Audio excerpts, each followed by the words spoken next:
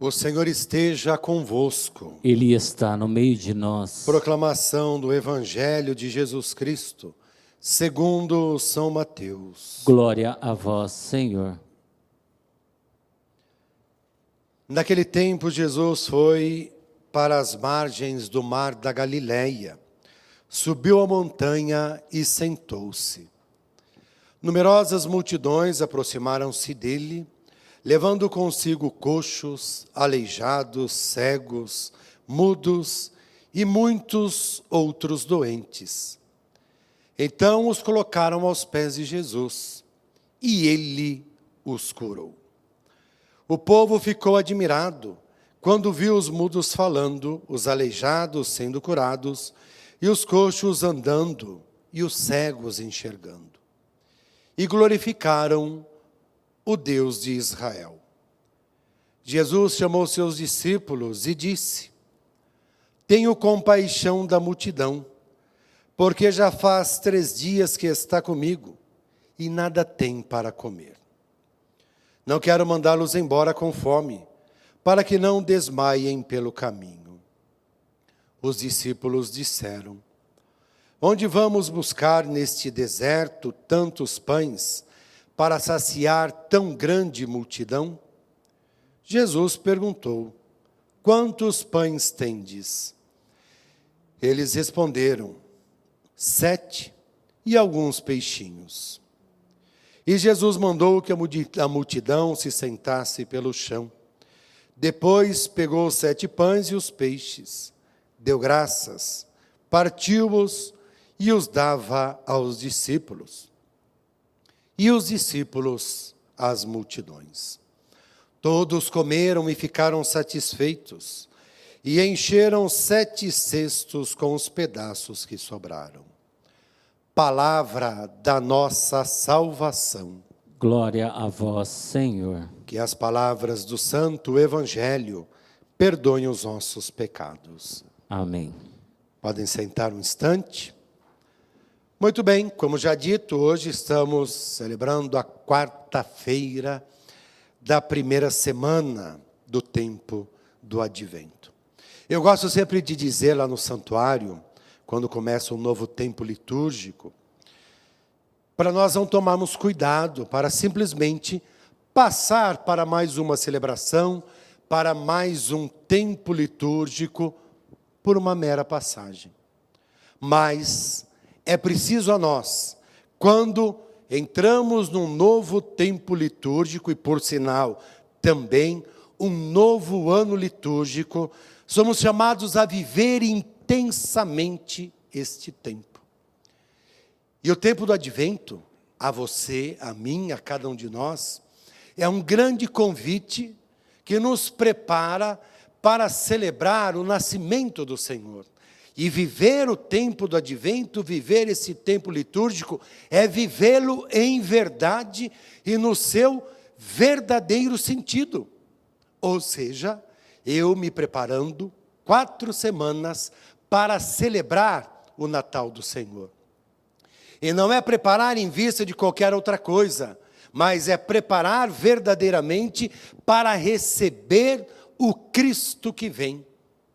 Então, a cada dia, eu acolho a palavra, participando da Santa Missa, a cada dia eu vou me preparando para aí sim celebrar o Cristo que vem para me resgatar, o Cristo que vem para me libertar da condição da escravidão do pecado, o Cristo que vem para me resgatar e dar a certeza da salvação, ou da minha salvação, como também a salvação de toda a humanidade. E isso deve ser motivo de preparação para a grande festa, para a grande alegria, para participar do banquete do qual nos disse a primeira leitura, onde serão pratos saborosos, será um grande banquete, uma grande festa. Porque aí realmente nós vivemos a cada tempo, nos preparando para celebrar o Natal do Senhor, e vamos participar no tempo oportuno, porque aí é o banquete definitivo, do banquete do Senhor. Só que aquele do qual nós nos preparamos para celebrar, o seu nascimento, esse justamente já se dá a cada um de nós, que é justamente na Eucaristia. Somos convidados por Ele para participarmos deste banquete, do qual Ele se dá em alimento enquanto caminhamos este mundo, para participar do banquete definitivo. Porque, é claro, quando Jesus se faz homem, já está ali todo o mistério da sua paixão, morte e ressurreição. Então, de fato, preparar nesse tempo do advento para celebrar o Natal, o nascimento de nosso Senhor Jesus Cristo. E claro que o Evangelho nos fala justamente do Cristo, que primeiro sacia aquela multidão com a palavra, realiza os milagres, como acabamos de ouvir, mas que manifesta-se humanamente a sua compaixão. Jesus não disse para os discípulos: eu tenho dó dessa multidão.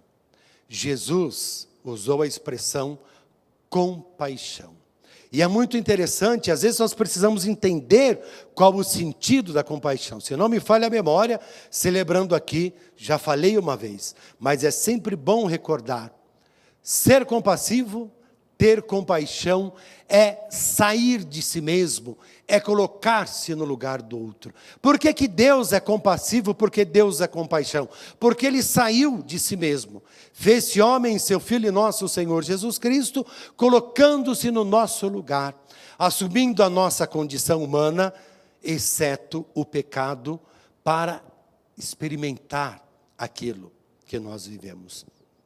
E Jesus então vai dizer: tenho compaixão dessa multidão. Ou seja, Jesus saiu de si naquele instante, colocou-se no lugar daquelas pessoas que já caminhava com ele aos 3 dias, que ouvia a sua palavra, mas que naquele momento nada tinha para se alimentar. E se fosse embora, eram capazes de passar mal no meio do caminho. Talvez, antes de refletir, falar sobre a multiplicação que tanto nós conhecemos, caberia a nós aqui uma pergunta, a cada um de nós. Quando você sentiu compaixão por alguém? E se pergunte: você é compassivo? Porque eles se colocaram aos pés de Jesus, ouviram o que Jesus tinha para falar, Jesus curou, porque os que estavam coxo, cego, aleijado, foram colocados aos pés de Jesus, e Jesus o curou. A primeira condição para colocar em prática a compaixão é fazer como aquela multidão, se colocar aos pés de Jesus e ouvir o que Ele tem a dizer. Porque a palavra toca o nosso coração e transforma a nossa vida. Então eu preciso acolher a palavra de Deus, deixar com que a palavra dele, a palavra do Senhor, toque o meu coração e transforme a minha vida. E isso vai romper em mim o quê? O egoísmo, a avareza, a ganância e tantas outras coisas que me impedem de ser compassivo. Então, primeiro, o processo da conversão. Dentro do processo da conversão, justamente a capacidade de ser compassivo. E aquele que se torna compassivo, ele se torna misericordioso, ele se torna justo. Porque o misericordioso não é aquele que vai apontar para o outro e dizer dos seus erros, disso, daquilo. Mas o misericordioso é aquele que mesmo diante do erro do outro, vai acolhê-lo, trazê-lo para junto de si, e outras palavras vai dizer assim: olha, vamos seguir por aqui, porque aqui você vai abandonar o seu pecado. Então age com misericórdia e o conduza para o bom caminho, para que ele possa se reencontrar com Deus, reconciliar-se com Deus, reconciliar-se com os irmãos e seguir o bom caminho. E depois, o justo.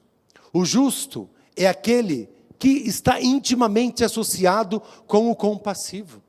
Ele vai olhar para a necessidade do outro, ele não vai ser insensível e muito menos indiferente a essa necessidade. Pelo contrário, ele vai praticar a justiça sendo compassivo, porque ele vai romper Se tem nele o egoísmo, como já disse, a mesquinhez, então ele vai ser capaz de sair de si e colocar-se no lugar do outro. E ser justo está ligado com a caridade. E a caridade não significa que você vai ajudar o outro somente naquilo que é material. Às vezes, a caridade se dá em ouvir o que o outro tem a dizer. Então você vai sair de si, você vai se tornar um grande ouvido para aquela pessoa.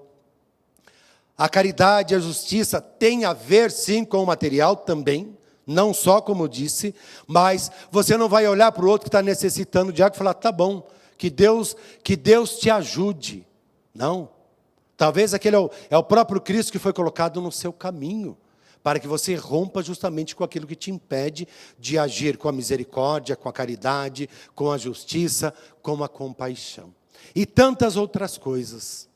Então, tudo isso para dizer que Jesus saiu naquele momento de si e olhou para aquela multidão. E olhando para aquela multidão, ele viu a necessidade. Eles precisam se alimentar. Mas, ao mesmo tempo, eu gosto de dizer, quando dessa parábola, que Jesus quis testar a fé dos discípulos. Colocar à prova.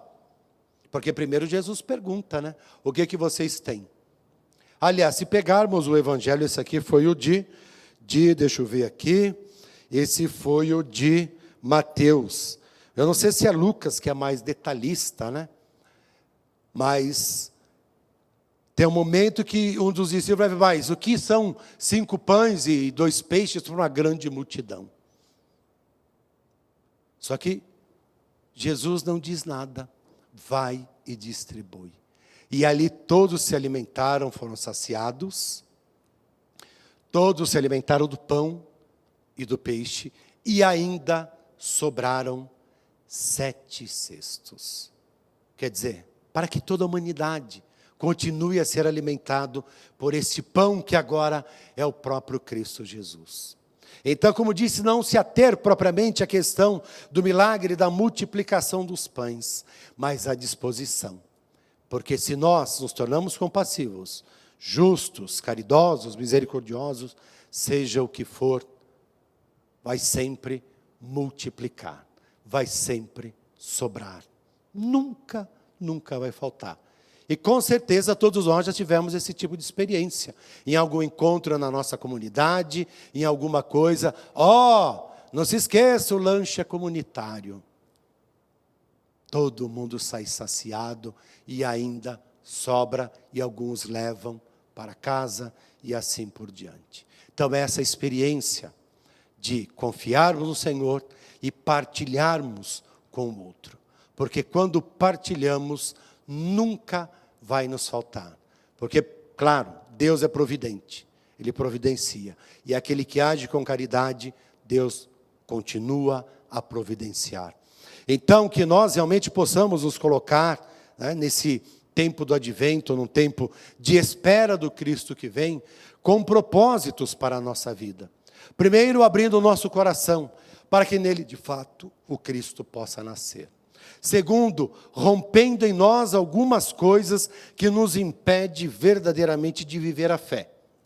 E rompendo aquilo que nos impede de viver a fé, e de algumas coisas que já foi dito, o egoísmo, a falta de justiça, a falta de caridade, a falta de misericórdia. Sejamos, né, nesse tempo que nos preparamos para receber o Cristo que vem, sinal do Cristo para o outro, para que, como nós, ele também possa se preparar pelo nosso testemunho e acolher o Cristo em sua vida. Que assim seja. Amém.